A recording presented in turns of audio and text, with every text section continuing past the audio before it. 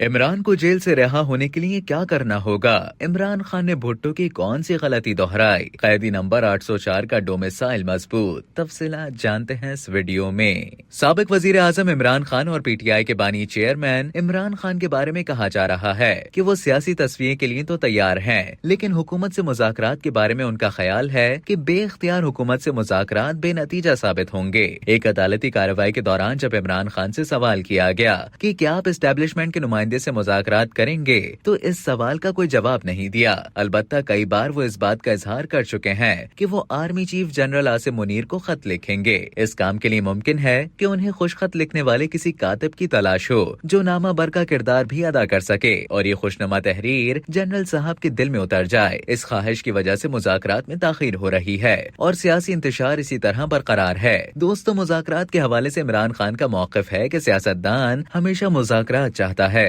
हमने परवेज मुशर्रफ के दौर में भी उनके नुमाइंदे से मुज़ाकरात किए थे, हुकूमत से नहीं किए। उन्होंने पार्टी के लिए पैगाम में कहा कि ग्रुपिंग खत्म करके इकट्ठी हो जाए। अब पार्टी में जो ग्रुपिंग करेगा उसे नहीं छोड़ूंगा। पीटीआई के बाज़ रहनुमाओं के लिए उनका ये सख्त पैगाम है कि उनके खिलाफ एक्शन लूंगा। इमरान खान की इस गुफ्तगू से अंदाजा होता है कि वो मुज़ाकरात पर आमादा है, लेकिन होम ग्राउंड पर खेलना चाहते हैं। इमरान खान की रिहाई के बारे में MQM के पार्लिमानी कायद और कन्वीनियर डॉक्टर खालिद मकबूल सिद्दीकी कहते हैं कि कैदी नंबर 804 का डोमिसाइल इतना कमजोर नहीं कि वो जेल से बाहर न आ सकें, लेकिन बाहर आने के लिए मुज़ाकरात के अमल से गुजरना होगा। मुज़ाकरात में जितनी ताखीर होगी, पीटीआई में गिरोहबंदी बढ़ती चली जाएगी। 1977 में वजीर आजम जुल्फिकार अली भुट्टो ने हरीफ सियासी इत्तेहाद PNA से मुज़ाकरात में जितनी ताखीर की, हुकूमत कमजोर और 9 सितारे PNA ताकतवर होते चले गए और मार्शल लॉ लग गया। दोस्तों, अप्रैल 2022 तक इमरान खान पाकिस्तान के वजीर आजम थे। विफाक समेत पंजाब और खैबर पख्तूनख्वा में उनकी हुकूमतें थीं। 70% पाकिस्तान पर उनकी हुक्मरानी कायम थी, लेकिन उन्होंने भी बानी पीपल्स पार्टी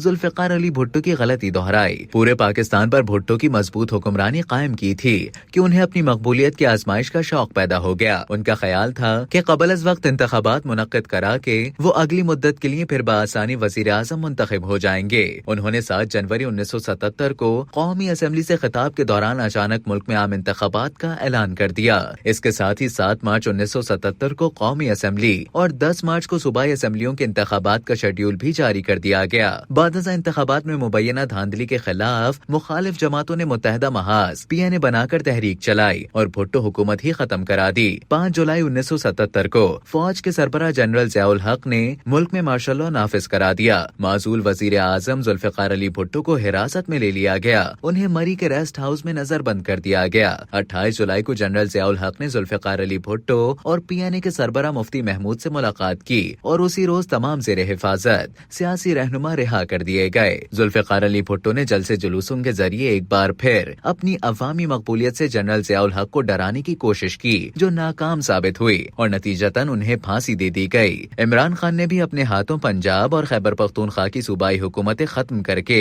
अपनी मकबूलियत के सहारे दोबारा इलेक्शन जीतने की आरज़ू की थी, लेकिन दर हकीकत इस अमल ने उन्हें कमजोर कर दिया और अपोजिशन ने विफाक में भी उनकी हुकूमत खत्म करके उन्हें अडियाला जेल पहुंचा दिया।